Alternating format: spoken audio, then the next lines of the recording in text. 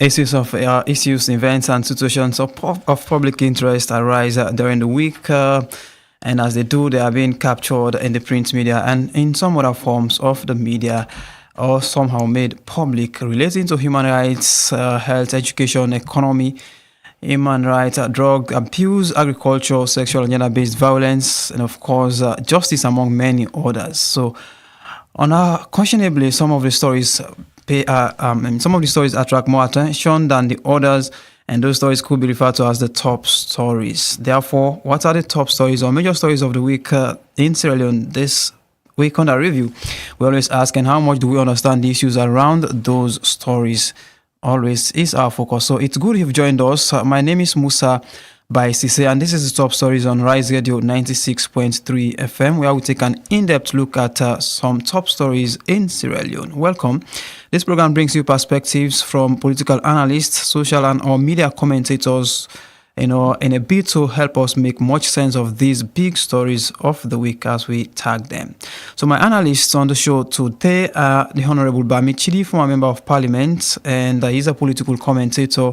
And equally I have Ibrahim Mansaray. Ibrahim is a communication student, journalist, and a media analyst. Gentlemen, you're welcome to the program. Thank you very much. Very good morning.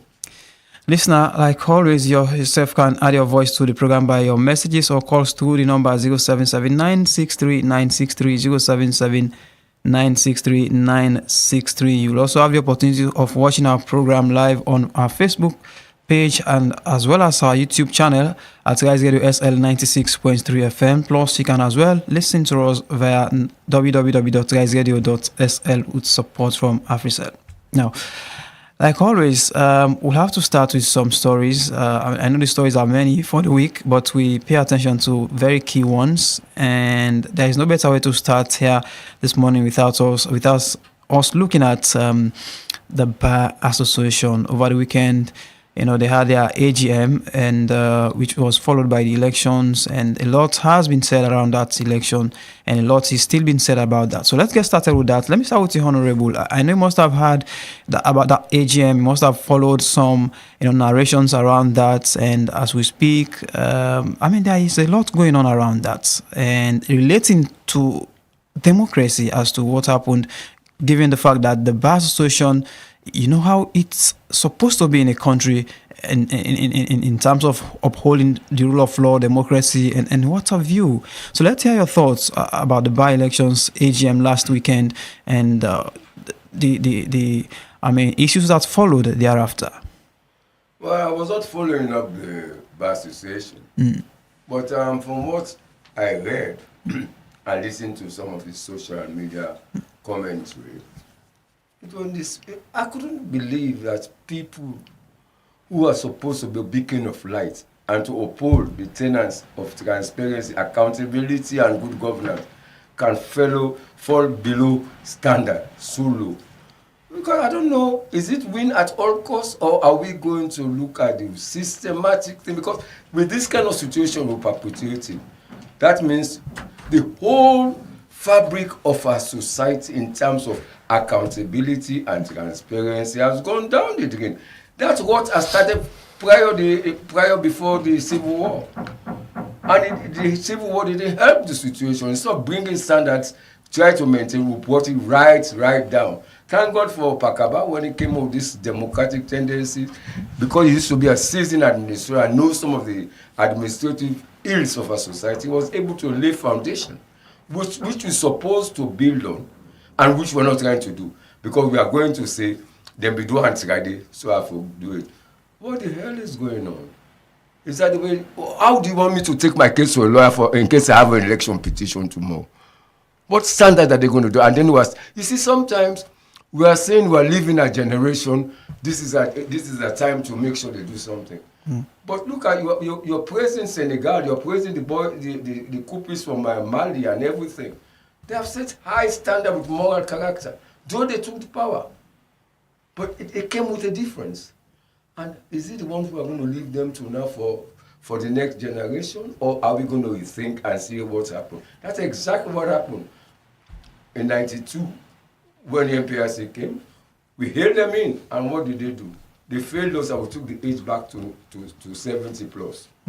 So to me, let us make sure we uphold the thing. I'm not going to question anything about election. Election, not me they beat you, that's all. But at the same time, we should be mindful when you say due your time. Who is it going to rule now with all of this controversy? But the systems too, whether you like it or not, whether it's a sham or botch election, it has happened, and that's the same thing that's happening within our own society right now within the governance. So what has actually been unearthed is the fact that there were very serious political interference in all of the process that actually led to what happened between the red and green, precisely. The problem that has been going on within our society from the university, who breed these people? Is it not the university? Black man, white man, red, blue, red, green. These are the kind of nonsense we're trying to see. But then, because you're looking at political interference, are you not going to lead your own generation so that when you leave at the end of your term, you say, whilst I was there, I was able to put structures in place, which we're trying to do now. We're making noise about the tripartite. Is to lay structures that never again, like Pakaba said, never again will come with this senseless war. So every time is this sleep service we're paying, never again, and we don't change. That's my own concern. Because instead of doing the right thing, we don't do proper things together. We just sit down and make sure controlling things so that fitting better. Is that the way life is run? So just before I go to Ibrahim, on this same bar issue, we've now seen former presidents of the Bar Association, reputable lawyers, in the country, have actually called for the nullification of that particular results and then called for a rerun of the election with some very high standards as opposed to what happened. Do you think that is realistic enough? Yes, Honorable. So the rerun of the election? Yes, of the Bar Association's election. You see, sometimes we make some pronouncement that I know is not possible. I don't tell you things like, normally they beat you by election. Simple. So meaning whatever happens, that result stands. It's a foregone conclusion. The only way you can look at it, just like what you just said, the standard, they should review it, but at the same time, how are you going to make sure? Then it's just what is happening. We have an ad hoc committee in governance as of now. No opposition, nothing. It's ad hoc. One defend for himself to maintain the status quo. It's the same thing. How can you lead an organization that was not properly represented, whether you like it or not? When you want jump samba got jump and clear. Bobo number Biakim, very painful. And that's the mistake they made. All right, his name is Honorable Bami Chidi, former Member of Parliament, and the program is The Top Stories on Rise Radio 96.3 FM. We are looking at major stories of the week in Sierra Leone, and we are trying as best as possible with the views of my analysts to understand the issues around those stories. We've just started with the Bar Association's elections last weekend, and we all know, some of us do know now what have actually been said around that. So let me come to Ibrahim. As young as you are, you're looking so promising, and then we are in this democratic state that seems to be very much fragile because of one or two things that are happening. Let's look at the fact that an institution like the Bar Association, which primarily supposed to be the arbiter of democracy, the lifter of rule of law, the election ended up in that kind of nature, and now we're hearing their senior colleagues calling for a rerun of that election. And equally, just to add on to that, we've also seen a whole press statement, from the African Bar Association, condemning the whole thing. Expressing similar sentiments. They're not okay with what happened. So what this is telling us regarding our democracy as a young people? When you look at what played out at the bar elections at their AGM, it looks very unsightly, and I think it has far-reaching consequences, especially when you look at the role of lawyers, especially in democracy or in any kind of governance system. You think these people are the ones who are supposed to be upholding justice, the rule of law, good governance, and all of that. And then you see their election playing out in chaos. You see the ballot papers on the floor. You see lawyers protesting, and then you as an ordinary man, you get scared.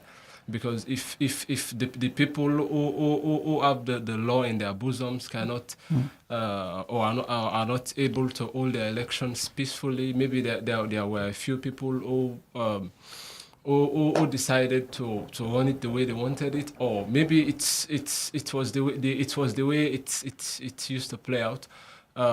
You look at that, and then you see that what will come of that would be something that no one would be proud about, because if I have a case now, I think you look out for a lawyer. If you have a case, you look out for a lawyer. But if the lawyers are crying foul, they're crying that their votes were not protected, or they were disenfranchised, or according to some allegations, there were security forces, and then tear gas was fired at the hall, fired at lawyers. You know, it's scary for everyone in the state, every citizen, especially when you look at how much we rely on lawyers. And now we're seeing the former bar association presidents calling for the annulment.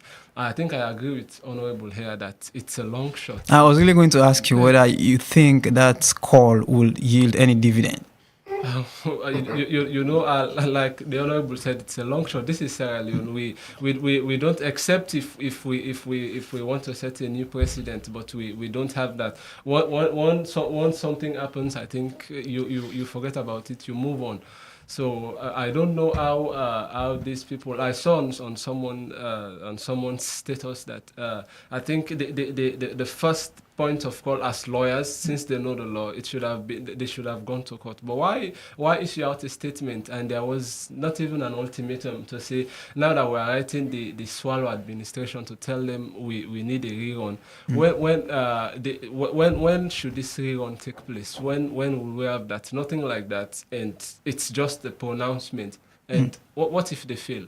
What's the next line of action? If you look at the statement or the open letter to the judiciary that was written by one of the candidates, Sengbema, it says the judiciary, they prayed to the judiciary to help them have an election that would be free and fair, but all of their prayers were not granted. So I wonder, with that state of affair, where would they run to? Well, the point is, I noticed something. When they can swear them in, when they've got the new executive, who said they can go to State House? Yeah. Is it for endorsement?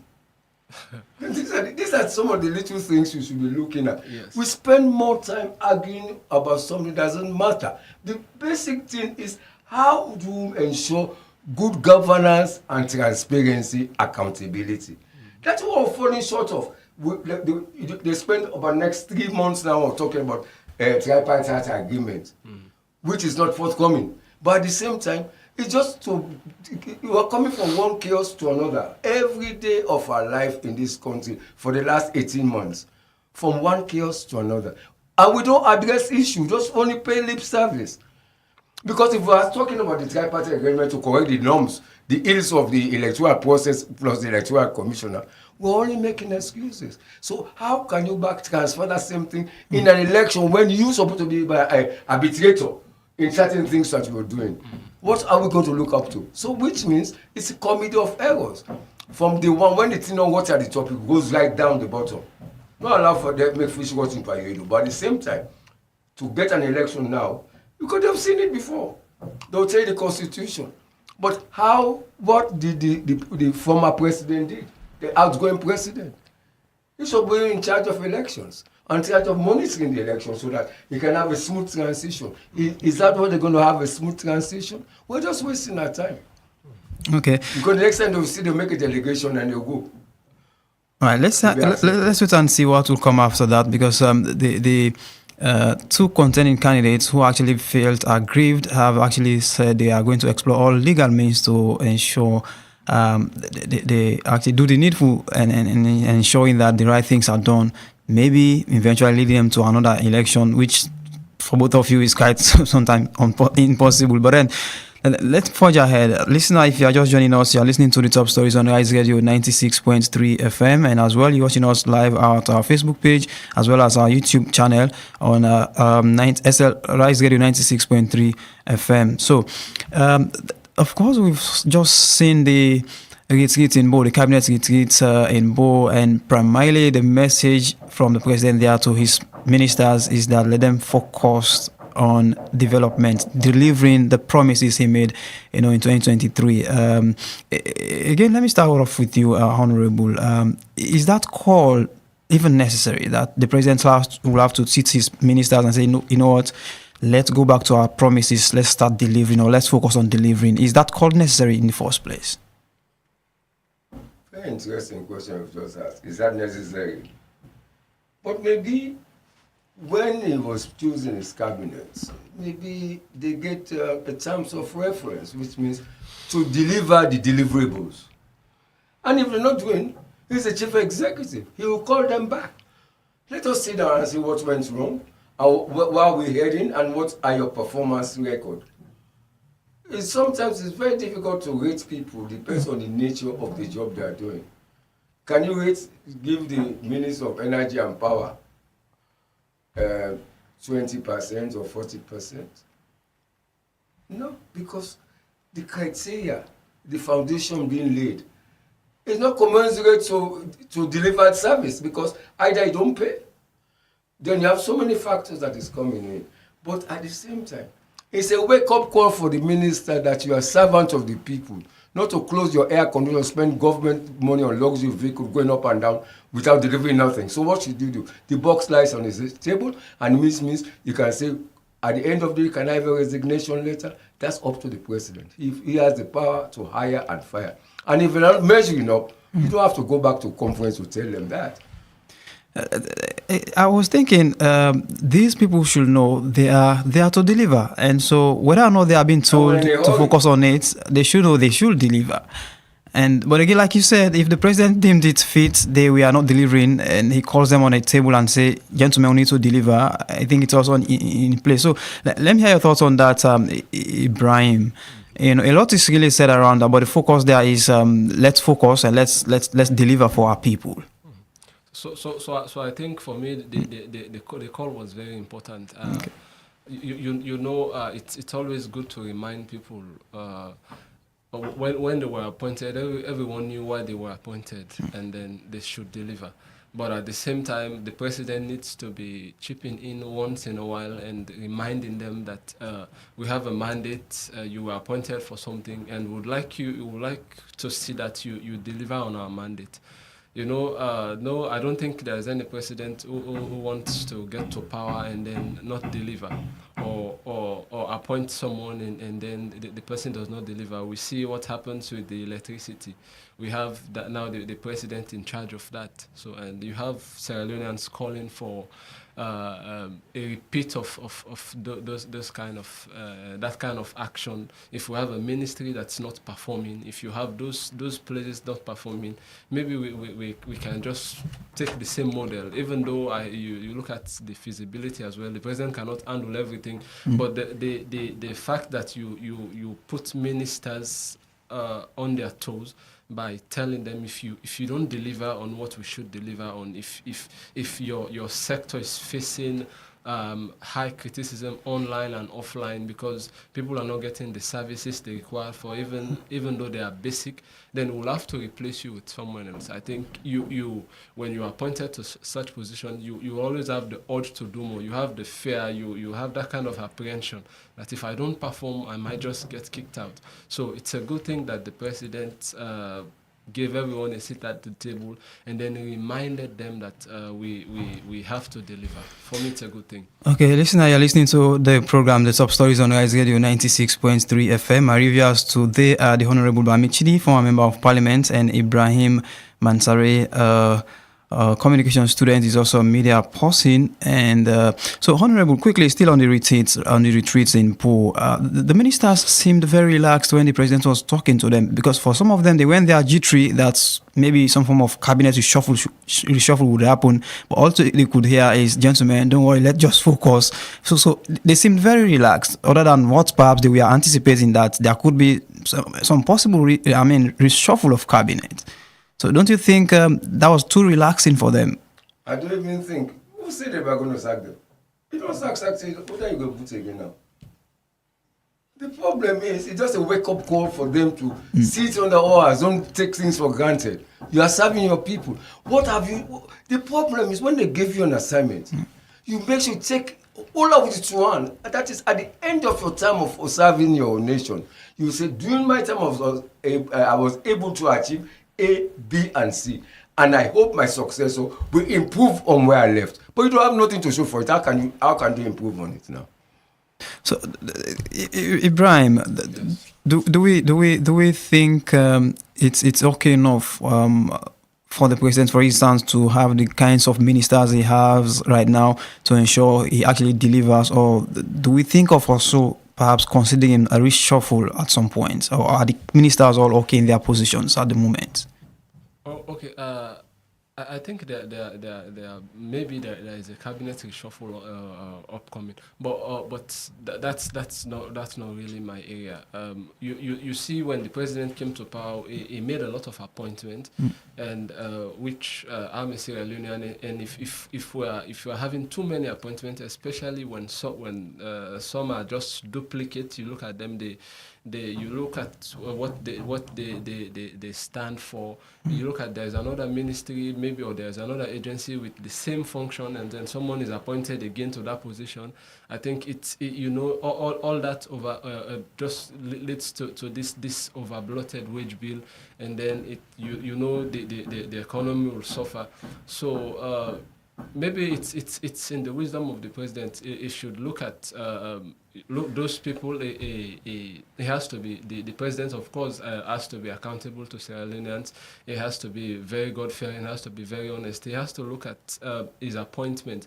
Are these appointments really necessary? If we're appointing too many advisors to State House, we're appointing this, we're creating new positions, are they really necessary?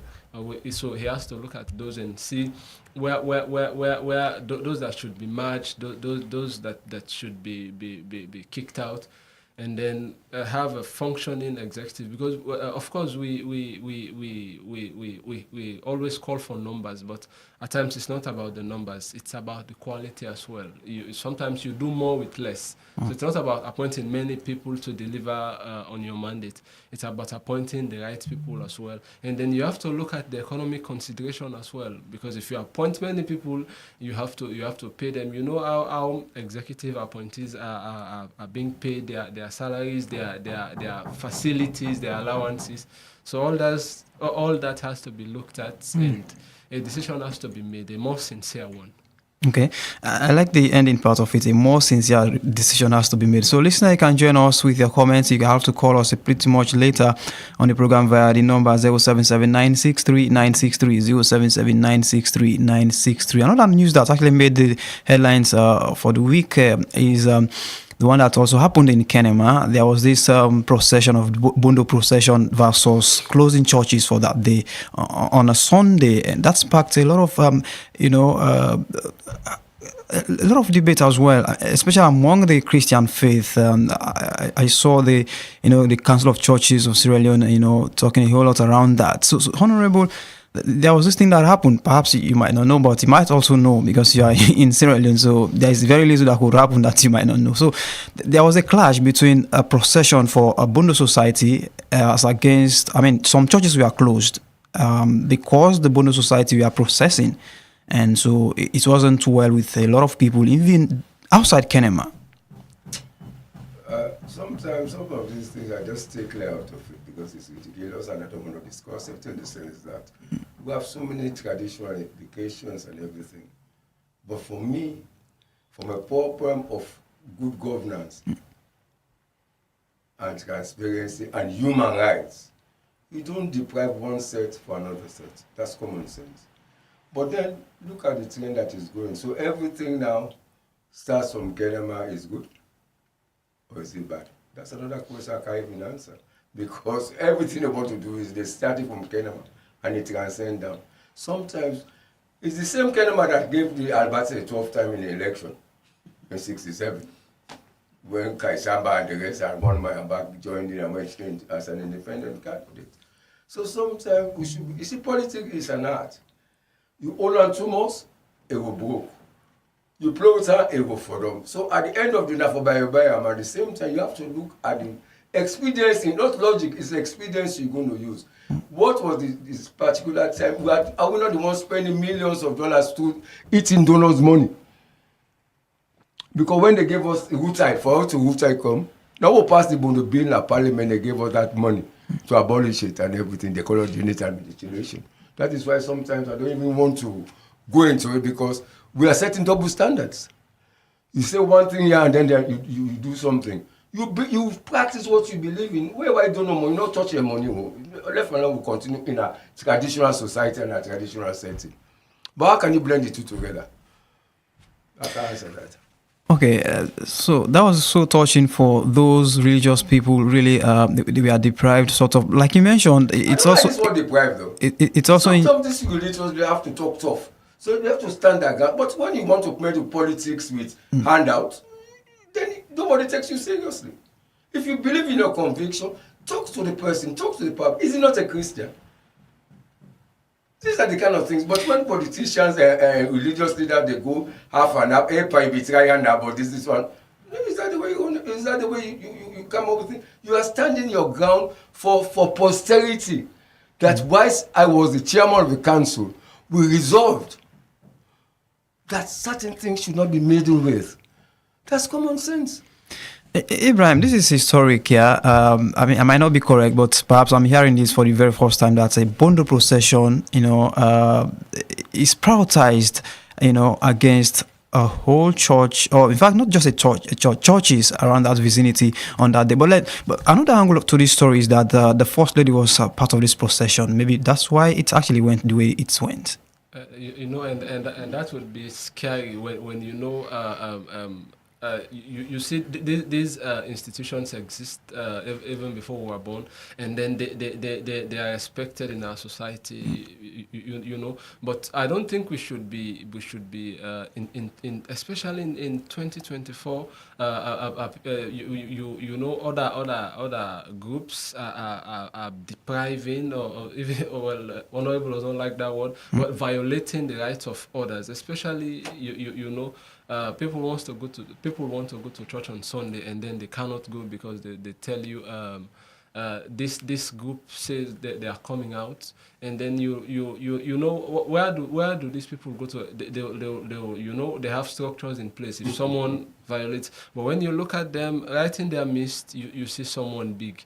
And that's where things get very, very scary, because you want to challenge, but then when you look at the structure, you see there is someone there you cannot challenge. So it's and that only did not affect the churches there as well, because it was on the news, but it also affected the by-election.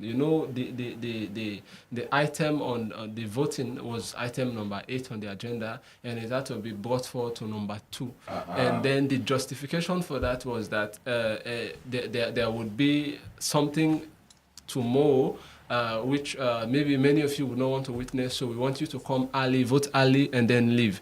And then it was alleged that the voting started while many people had not made their way to the hall. So I don't think in 2024 people should be violating others' rights in the name of their societies. I believe if we can coexist, then we should exist within our boundaries. We should not be crossing lines. So Kenema was terrible last weekend. I don't know if you're trying to get me into trouble, but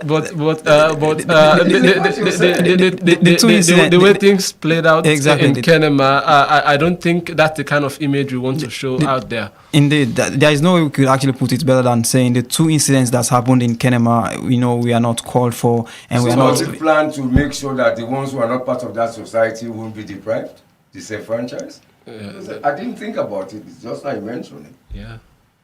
Okay. What a coincidence. So the program continues. The top stories on Rise Radio 96.3 FM. Do not hesitate to send us your thoughts regarding the stories we are discussing. The number for your messages is 077963963963. 0779633963. I am Musa Baisise, the host. I'm having my analysts this morning. I have the Honorable Bami Chidi, former Member of Parliament, Ibrahim Mansaray.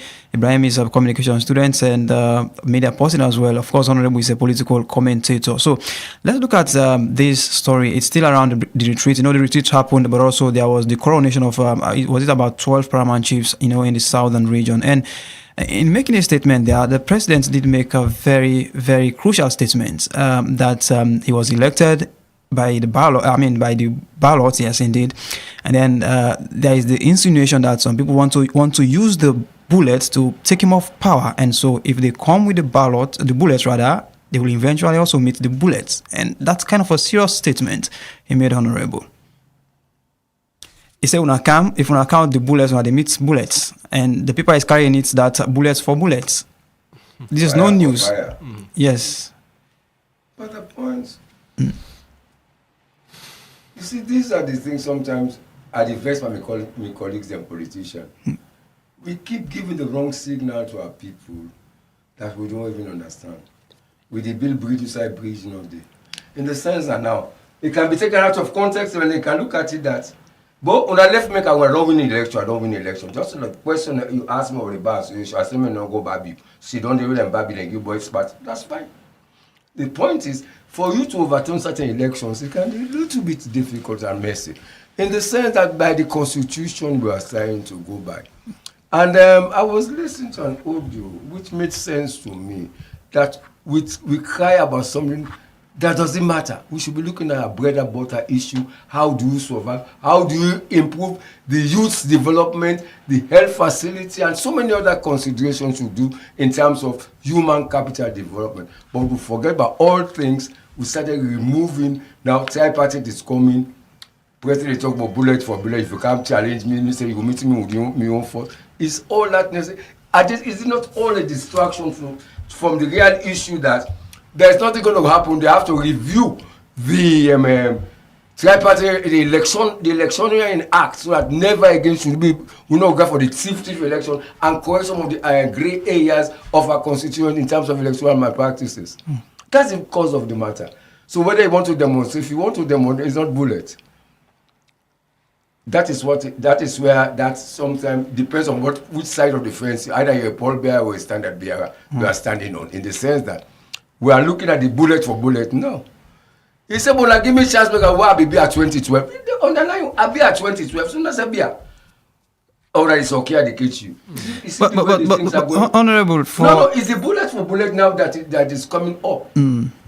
Because this whole thing started from this tripartite talk which politicians know not going to materialize anything. It's just to correct anomalies in the recommendation. So why do we blow it out as if we're going to take him out of power? You can't.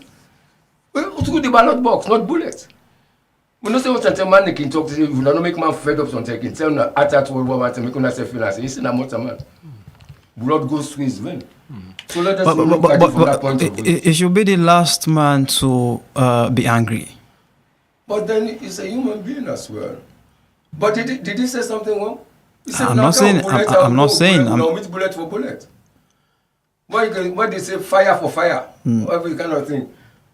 These are kind of things that we have to look at and try to make sure we sanitize our people. Because this whole thing emanates from that tripartite talk that we're going to have election, we're not going to have election. These are some of the things we should be concentrating on, having energy. There's fuel crisis right now looming ahead of us. Instead of thinking of all these things, how we can minimize the suffering of our people, we're going for extraneous matter, which is like a distraction to me. Let us concentrate on governance. Bullet or no bullet, or the man say, I don't dare force be a me after my time go. Everybody can do it through the ballot box. Okay, Ibrahim, let me hear your thoughts on this. Hearing the first gentleman making such a statement, I was thinking personally that there could have been some other ways he could have actually put that kind of analogy that if this happened, maybe this could be the result. But putting it blankly, bullet for bullet, for some people, it has actually been interpreted in very many ways. I mean, to portray some negativity. I mean, given the fact that he was a military personnel and now he is a democratically elected president, but he's also using the word bullet, and so no sooner bullet is mentioned, it tells you it's something, it's not fun any longer. And so a lot of people have raised eyebrows, for that statement coming from the first gentleman that if one count bullets, when they meet bullets for bullets. Yes. So yes, there have been many opinions, and I would say it's this is purely subjective. How you decide to look at it. If the president is saying bullet for bullet, you think about why would someone try to take the president out with a bullet. And so if the president mentions a bullet, I think it's in self-defense. We have law and order in Sierra Leone. And of course, exactly what I was thinking. I was thinking, like, as a president, you say, okay, if you want to take the bullet to come to power, the law will not allow you. For instance, I'm just thinking, I mean, I'm not saying he should say what I'm thinking. I was just thinking perhaps that could have been, for us, very diplomatic or more diplomatic. Yeah. When you look at the caliber of the president, sometimes you'll expect him to be a much more diplomatic person. No, but that is one of the reasons that they still the moderator. Yeah. You mistake talk now. Look at how I'm taking the conversation. Yes. So for me, listen, there are rules of engagement in this country. In politics, is the ballot box. Sure. And now we are trying to rectify the electoral process they say was fraudulent. Now we are going to look at it and re-examine it so that for future persons to tell us now that when we have an election, these are the laid down rules and guidelines that will be able to take us to the next 10 or 15 years from now. Sometimes what's frustration? Why did you mention Sokia? He mentioned Sokia in there. I listened to the statement. Sometimes when you're fed up, you say, well, Lord, you can't torment me. Lord, when me be don't be, I want to say beer. Just like you ask him about the bus, you say, hey, how you go left you then, Baba? That's the same thing he was saying. It's a human being, but at the same time, depends. Sometimes words can be violent, but because we like to use violent words in our own dictionary, in our own vocabulary, that's why sometimes we miss the point. But the point is, you are taking it out of context. We know beer, and the politicians will just lying to each other because instead of addressing the issue that is pertinent to us, as the APC, is the toll gate not going up now? What did the APC do? That means another committee to be aware that 2028. No, there's no good governance running in the country. So sometimes this frustration can make you just go, slightly out of turn, but you might amend it. Okay. So Ibrahim, just round off on that. We are actually on your legs here. Yes. So well, like I said, it's you. Everyone has right to their opinion, and so people are actually. Some are taking it out of context. Some are saying, well, maybe you look at the president's position, but Honorable here is trying to defend. I'm not defending. I'm saying what I listen to. Or maybe to say maybe the president is human being as well, and so sometimes it has to be a human being, especially if we're having, if maybe the pressure is too much on him. Sometimes the pressure weighs him down and he just has to fight back, and maybe that was like a stern warning. Especially if you hear people saying we are coming with this, and with the tripartite committee as well. I don't know what people at the APC have really done to tell Sierra Leoneans that we have a tripartite committee, but we are not going to have a rerun. I believe that information is really important to reach the public, so everyone goes about their businesses, and we look forward to 2028. But for now, we should forget about power changing hands because we don't have that. So whether you are hoping for a rerun or whether you are attempting a coup or whatever, I think the president issued a stern warning with those words, which I did not expect to hear from him. But maybe it's an eye opener to say we should focus on really doing what we have to do, our duties as citizens, as leaders, duties to the country, rather than thinking about changing power at this point when the constitutional term for president is 5 years, 5 years, yeah. And that should be the conversation, not power changing hands. Indeed, I think he also did mention at that occasion that he's in power from now to 2028, and once that comes to an end, he will peacefully hand over to whosoever actually succeeds him. So he made that very clear. Yes. That the next elections in our country is in 2028, and so till that time he's still in power, and once that time comes to an end, he's gone. It's also a good thing because the APC was you had the conversation about third time. Is it more time? Was it called that way? So people are thinking maybe the APC is going to be paid in their own coin. So you proposed maybe 7 years. Maybe we have President Bio who is going to implement that. But I think the fact that the president was categorical in saying it's 5 years, and after 5 years we're having another election. I think that was something very, very good because people fear that this man might just decide a third term or maybe extend the 5 years to 7. But it's good thing. I think those kinds of things are necessary to calm nerves. Especially you have, this is politics.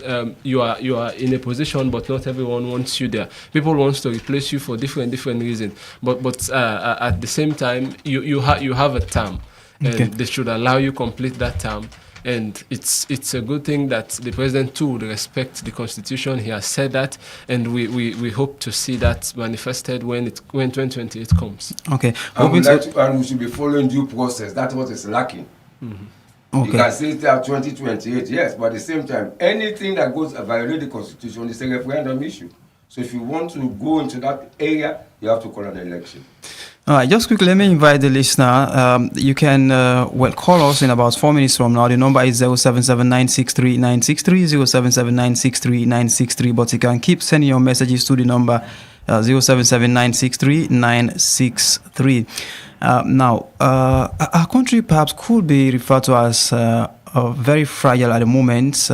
Somehow, one would say it's quite unstable, or somehow unstable, I think I should use the word. And to prove that to you, we've heard from the spokesperson of the military that the ECOMOG, that is the Economic Community for West African States Monitoring Group, ECOMOG, anytime soon, if perhaps they've even come, I can't tell, but he told pressmen that these guys will be in town or in the country to further stabilize the country, and which goes to tell you the country is not as stable as it should be in a democracy. Honorable, again, we are expecting ECOMOG. We are not in war, but ECOMOG is coming. It's been confirmed. The government called for them. Sorry? And it's a military base for them. The administrative headquarters is in Mali. I don't know if they removed it from there. That's why they spend most of the money to develop a headquarters. Now, this is a military base for them.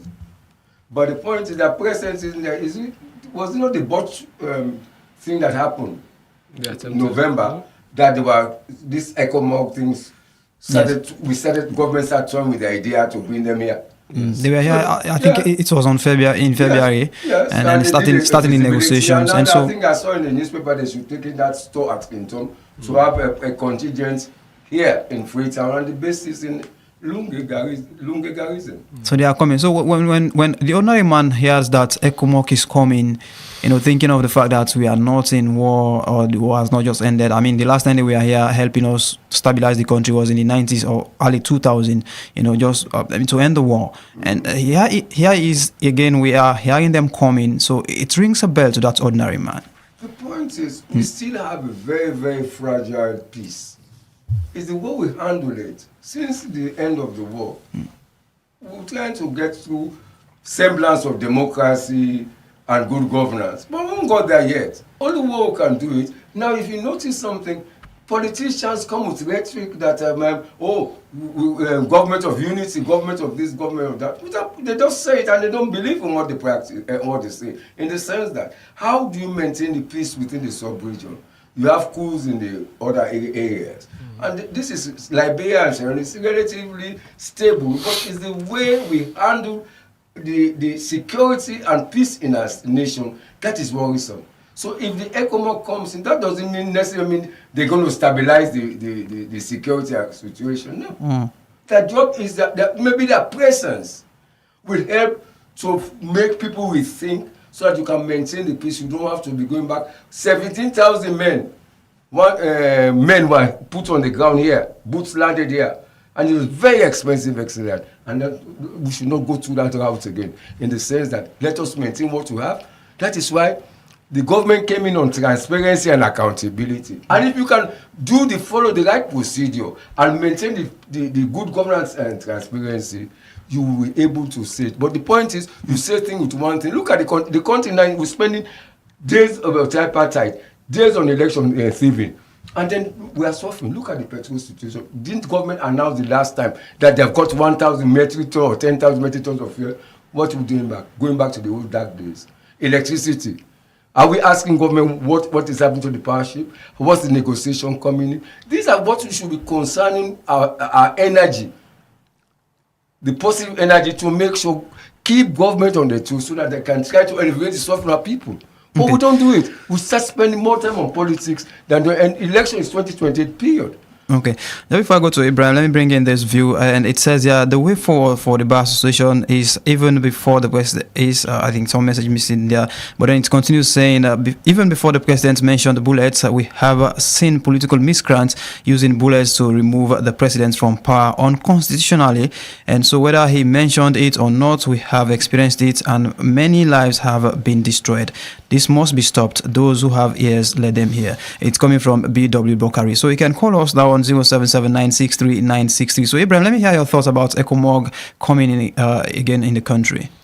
So primarily to help stabilize the country, help develop, improve the democracy of the country, and all of that.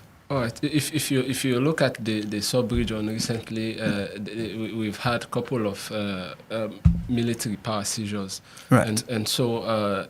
You know, if you are a democratic ruler in this country, and then you hear your neighbors are taking power in their own hands, the militaries are seizing power, I think you will have to find a way to fence yours. And I think that's what the government has decided to do, especially with with Sierra Leone as well. We've had at least like twice, August 10th in 2022, and then we have November 26th, and then the government says there was an attempted coup in those two incidents. I think for the government, the justification would be we want to stabilize this country, but again, I want to. Sorry, before you do quickly, let me talk to a caller. Good morning. All right. Yeah, good morning, Rise Radio. Good morning. What's your name and where are you calling from, please? Bami Bokari. I'm calling from Freetown. Okay. Yeah, thank you very much for this program this morning. Well, like I said, I have religiously listened to the argument for